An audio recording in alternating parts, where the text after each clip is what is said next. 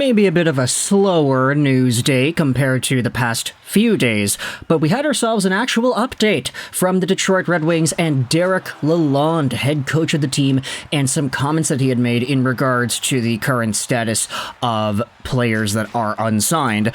Of course, it doesn't take a genius to know whom we're talking about. We are going over the Lucas Raymond and Moritz Seider non-signings so far.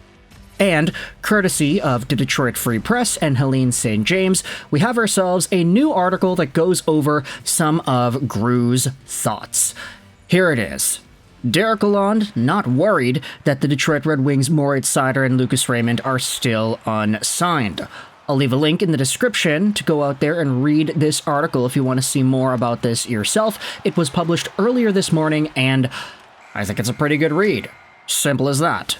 Let's go out there and see some of these comments made by the Detroit head coach and, of course, the mastermind and leader of the Minions. Nothing to fret about, said head coach Derek Lalonde on Wednesday. When it comes to Seider and Raymond not having their contracts so far, they aren't going to another team. It's just them getting signed and sealed with their own team has now dragged into the first week of August.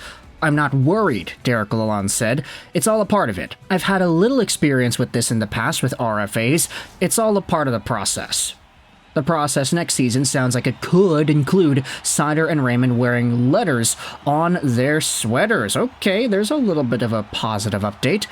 Derek Lalonde was at Detroit Parks and Recreation's Adam Butzel complex, where he helped a group of Detroit youth ages 6 to 14 learn the basics of hockey. It's exposing the game, Lalonde said. Gotta start somewhere. To see the kids into it, it was a blast. One wanted to play immediately, but he doesn't like the ice, so he ran into a little problem there. But it was awesome. A great day. And this is also one of the things that I think is super great to see too.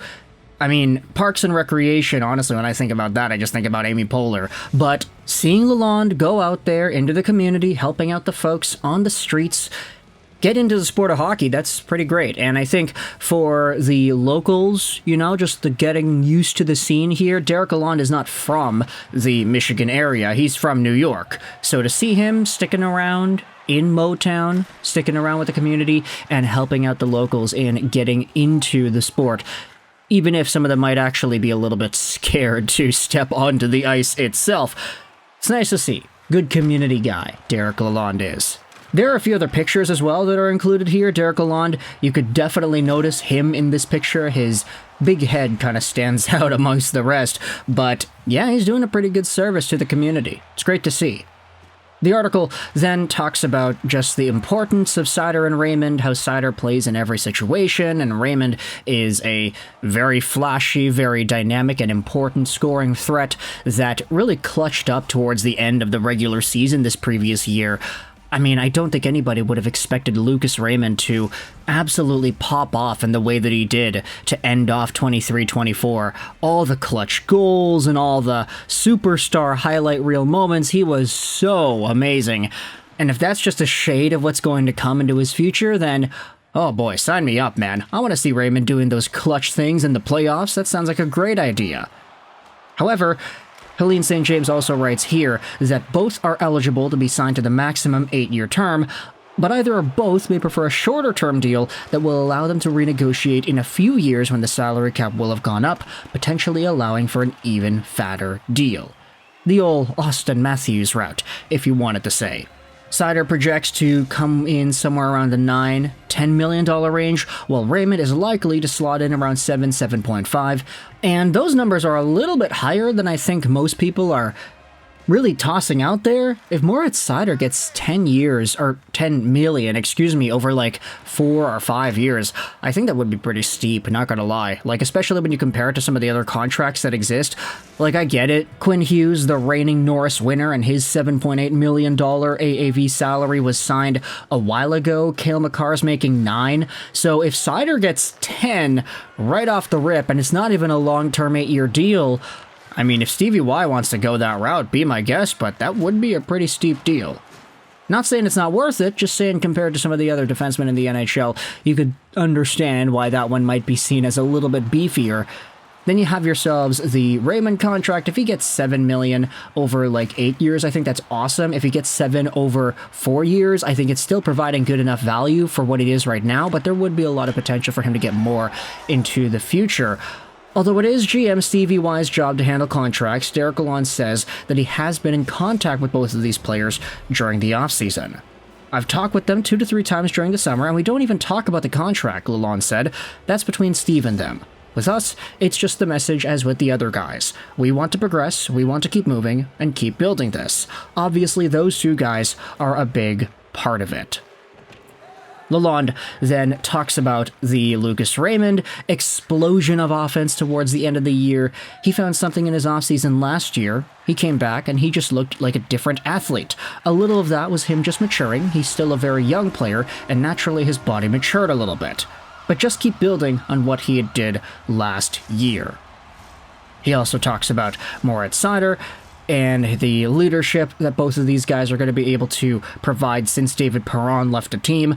Those 2, the role they'll play on our team, I think it'll be a little increased with our leadership too. That's something we had talked about with the 2 over the summer. The rest of the article, because there is a little bit more written about here and some extra stuff from Derek Lalonde, it will be linked in the description if you want to go ahead and read this. It's on Detroit Free Press. It's currently free. I think these articles go behind a paywall after a certain amount of time, so get it while you can, I guess. Hot off the press, right? Up in there for your consumption. But either way, when it comes to Derek Lalonde speaking out about these 2 guys, of course, I mean, it is somewhat concerning to say that both of these guys are not signed yet, and I think heading into the next few years, it's definitely going to be a point of contention saying, hey, like, these 2 guys are some of the most important, most impactful players on the team, and when you talk about just the guys to lead the Red Wings into the future, you know, that core, Larkin is going to be the granddaddy of it all. Of course, he's D-boss for a reason, but Raymond and Seider are going to be his right and left-handed guys. They're going to be right there carrying much of that importance as well. And if 2023-2024 was just a preview of what we're going to see once this team becomes competitive and once the other younger prospects start making their impacts known, then I'm interested in seeing where that goes. It's just whatever dollar amount it is, too, I'm also interested in that. So we'll have to wait and see for Stevie Y to get the contracts done. It seems like he is taking his time, but there's no panic, really, around Motown. I mean, they're RFAs, right? So they can't really go anywhere else unless the Wings got some heavy compensation. But either way, let me know your thoughts in the comment section below. How do you feel about this Derek Lalonde update? Him going out there into the community, hanging out with the kids, and doing a great service to the greater good. And providing some content talking about Mo Seider and Lucas Raymond in the process. So big shout out over to Helene St. James for publishing the article and giving us something to talk about. But for now, I want you to let me know your thoughts in the comment section below. Same question as always, what do Raymond and Seider sign for? And what kind of extra responsibilities do you think they're going to have as leaders on the team? That's a difficult question if you're not in the room, but if you had to guess, you know, what do you think these guys are going to be capable of as young leaders for the Winged Wheel in 24-25? Let me know your thoughts in the comment section below. I hope you enjoyed this video. And bye.